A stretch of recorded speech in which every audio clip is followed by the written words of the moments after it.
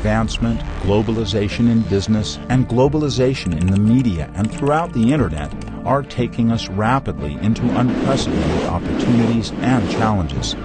We're in a period of high-speed transformation, and everything and everybody is affected by it. Exciting new research is showing us that we're all connected through a vast web of energetic connections that link all living systems. So our research focuses on really three spheres: personal coherence, social, and global. In global coherence, we're really looking at the interaction or the communication really between humanity, all of us humans, and the Earth itself. So we've installed these ultra-sensitive magnetometers all around the Earth that are designed to measure what are called the resonant frequencies, or the moving fields, or the vibrating fields in the Earth's magnetic fields. So what we're seeing here is that our hearts and brains are operating at the same frequency as the magnetic fields, the resonating frequencies of Earth itself. So we have the basic understanding of how our hearts and brains can be transferring information back and forth between all of us humans and the Earth's fields itself. So what this implies is that what we think and feel, but especially what we feel inside, our emotions, don't just stay inside of us.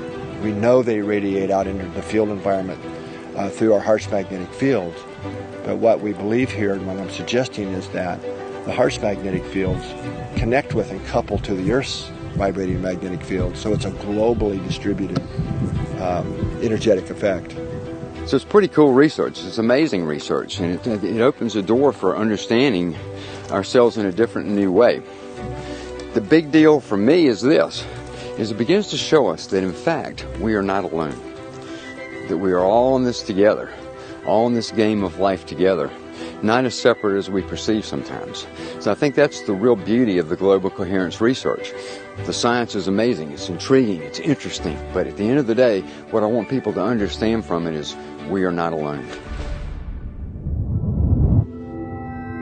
As a highly connected global society, we're moving rapidly toward having to make important choices that will affect our present security and the lives of future generations. But the very challenges of this time period also present opportunities for a significant shift in human consciousness. Heart-based living is when one learns to really align with the intuitive guidance of their heart and bring that into day-to-day life and the choices we make. One of the key aspects of heart-based living is that we become more inclusive in our thoughts, our feelings about others, and our behaviors. There's so many heart-based qualities that have been valued by countries, nations, cultures all over the world. And there's a good reason for that. They really create more connection with something larger, with who we really are, and they allow us to have more flow, creativity, and fulfillment in life. You know, heart-based living is really just sort of how we walk in the world, you know. It's just really a way of being, a way in which we carry ourselves, a way in which we make a contribution to the benefit of ourselves, to those around us, and to the world itself. As our heart, mind, and emotions come into coherent alignment, this strengthens the heart power that supports our individual and collective intentions. If we can build the habit of practicing these techniques, we will be able to unlock our higher potentials and become more of who we truly are. With genuine practice, we can find within our heart the answers and directions for the next steps for ourselves and our global society. With all that's going on in the world today and in our own lives, it's important to have more compassionate latitude for ourselves and each other, in our workplaces, with family, or life's general challenges. Compassionate latitude helps us dissolve judgments and separation between people, allowing us easier access to new solutions. Here's how to get started. We invite you to try to apply what you've learned for the next several weeks. See what changes you experience. Creating a simple practice plan that feels right to you would be an important next step. Here are some suggestions. Use the quick coherence technique to prep before a potentially stressful meeting to maintain your composure and connect with your heart's guidance.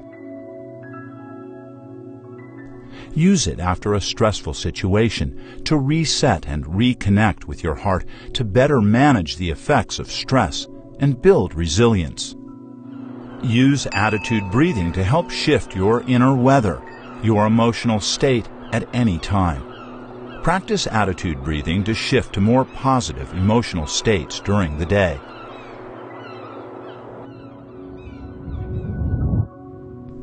Use the freeze frame technique to gain more intuitive clarity for making decisions big and small, or to access more creativity and insight at any time.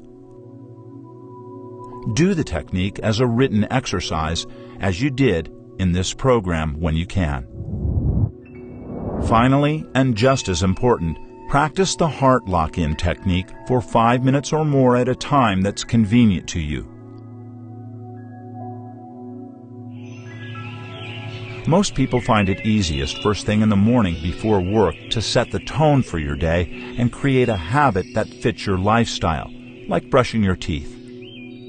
At the end of the day, it's actually very simple. It's about whether you are in connection with your heart's intelligence or not. And when you find yourself out, how do you get back? The choice is yours. And now you have the tools to help. I wake up and the very first thing I do now, and this is something I learned to do, is I just connect to my heart for even a moment. It might be 10 seconds, it might be 30 seconds, not ever over a minute. I just sit up in bed and let that be the starting point to my day. And I get up and get the kids ready for school and get them off to school. And then I sit down and I do 10 minutes of connecting to my heart. I do a heart lock-in, but it doesn't really matter what it's called. I just find that place in myself that is that deeper place in myself where I can feel that sense of love. And I kind of look at it like I'm filling up a gas tank for the day. And I spend about 10 minutes doing that, and it's just filling that battery or that gas tank. And what I realized is that when I do that every day, it carries over. I have better days. My days just get better. It's almost like it creates this reservoir that I can tap into through the day, and it sets the tone for the day. The heart math techniques that I use on an everyday basis would be, while I'm talking to you right now, I'm doing my heart math. And just doing it right now in this moment, using my skill, because by doing that, it allows me to be present, centered, and focused on you. Because one of the questions that we get all the time, which is the absolute kiss of death. I want to take my game to the next level. People always say, I'm here, why are you here? Oh, I want to take my game to the next level. And so that means that they're trying to get to that next step. Yes, we want to get players to the next step to be able to improve, but the way you get there is by staying on the plateau, by doing the work and continuing to do the work. And as you continue to do the work, one day you're up on that next plateau. It just happens. One of the key things Heart Math is doing to help usher in heart-based living and a new era of human consciousness is really the tools and techniques that we've developed. I mean, the knowledge that the heart is an access place to higher wisdom, courage, and increased intelligence has been around for millennia, and it's the central teaching of every major religion on the earth. But it's come to be seen as a metaphor. And what our research is showing is it's not just a metaphor, but the heart really is an access point to our larger self that can bring in that intelligence of another dimension.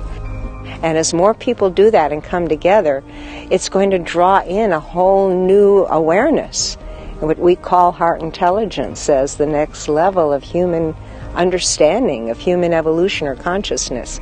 And I see it happening. There's more and more events, global events, more people wanting to connect, more people realizing they're lonely and that something has to change.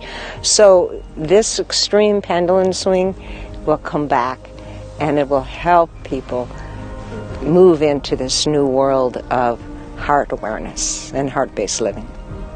In the program, you've been learning tools and techniques New understandings, new methods, all underpinned with scientific research. Now what do? Well, you have a framework you can use to practice. You can learn to practice tuning into your heart's intelligence, to accessing, the wisdom and the intuition that it provides, and then using it to sort of navigate this wild adventure that we call life. That's what the system that you've been learning throughout this course can really offer you. And as you begin to practice, it will get easier. There'll be more of a flow to it. It'll come naturally. Moment to moment, day to day will become different. And over time, it creates a new and very different experience of life itself. So my heart wish to you is that you'll take what you've learned, you'll put it into your daily life in a pragmatic, practical way that makes sense to you. You'll learn to listen to and follow the magnificent, intuitive presence of your heart.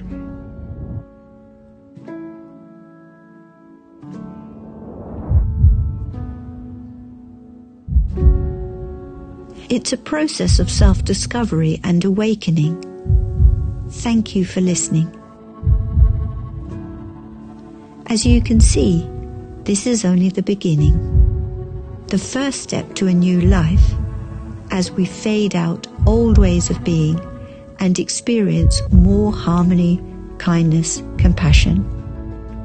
A new awareness and sense of fulfillment inside you, waiting to unfold. Now it's up to you. And please, if you ever feel down, frustrated or confused, don't hesitate to knock. I'll be here. I have always been here, and I will always be here. Please don't forget me.